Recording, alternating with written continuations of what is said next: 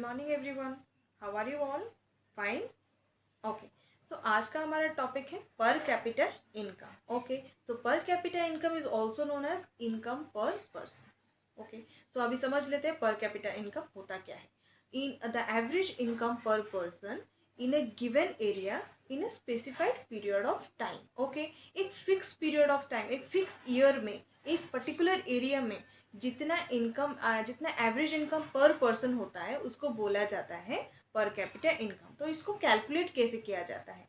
एक कंट्री का जो नेशनल इनकम होता है उसमें अगर डिवाइड कर दिया जाए उस पर्टिकुलर कंट्री का पॉपुलेशन, तो हमको मिल जाएगा पर पर्सन का इनकम। ओके, तो नेशनल इनकम क्या होता है? हम लोग जीडीपी के क्लास में हम लोगों ने पढ़ा हुआ था, एक पर्टिकुलर बाउंड्री, एक कंट्री के बाउंड्री के अंदर जितने सारे प्रोडक्शन होते हैं, गुड्स एंड सर्विसेज, उसको मल्टीप्लाई अगर कर दिया जाए मार्केट प्राइस के साथ तो हमको मिल जाता है जीडीपी।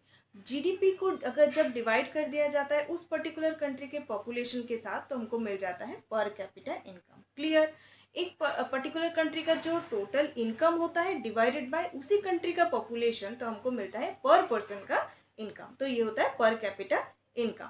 सो अभी क्वेश्चन अराइज होगा, इंडिया का पर कैपिटा इनकम कितना होता है? तो अभी समझ लेते हैं। इंडिया का पर कैपिटा इनकम होता है 7,680 रुपी 80 PPP USD।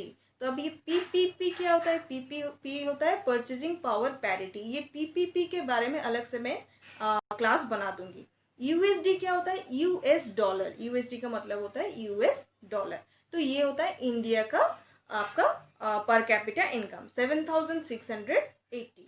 का पर कैपिटा इनकम कितना समझ लेते हैं। पाकिस्तान का पर कैपिटा इनकम है 5,860 US PPP US dollar. Okay, अब समझ लेते हैं नेपाल का पर कैपिटा इनकम कितना है, क्योंकि नेबरिंग कंट्री है उनका भी खबर रखना जरूरी है। तो नेपाल का पर कैपिटा इनकम कितना होता है? 3,110 PPP US डॉलर। ओके, सबसे जरूरी यूएसए का पर कैपिटा इनकम कितना है? यूएसए का है, ध्यान दीजिए, 63,690 PPP US dollar.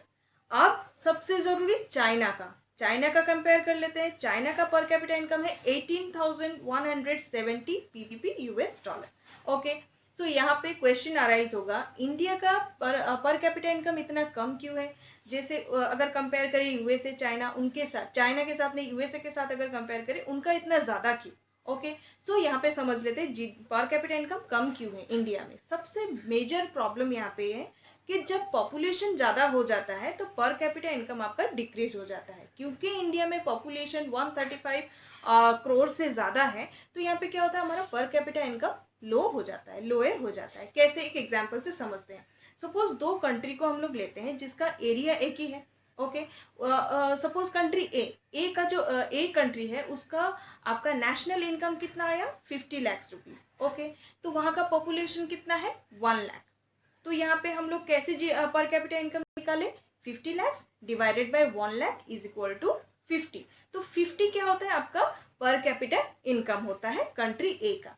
Similarly country B का पर कैपिटा इनकम कैसे निकलेगा? 50 lakh divided by 10,000 is equal to 500। Okay, so यहाँ पे क्या हुआ? सिमिलर, सेम नेशनल इनकम है, दो कंट्री में नेशनल इनकम सेम है, 50 लाख, लेकिन क्योंकि पॉपुलेशन कंट्री ए से पॉपुलेशन कंट्री ए का पॉपुलेशन कंट्री बी का पॉपुलेशन से ज़्यादा है, तो कंट्री ए का आपका पर कैपिटा इनकम लो हो जाता है एंड कंट्री बी का पर कैपिटा इनकम ज़्यादा हो जाता है। सो इंडिया का पर कैपिटा इनकम कम लोअर होने का मेन कारण यही होता है कि पॉपुलेशन ज़्यादा होना। ओके, सो आज का टॉपिक हम लोग यहीं पे ख़त्म करते हैं।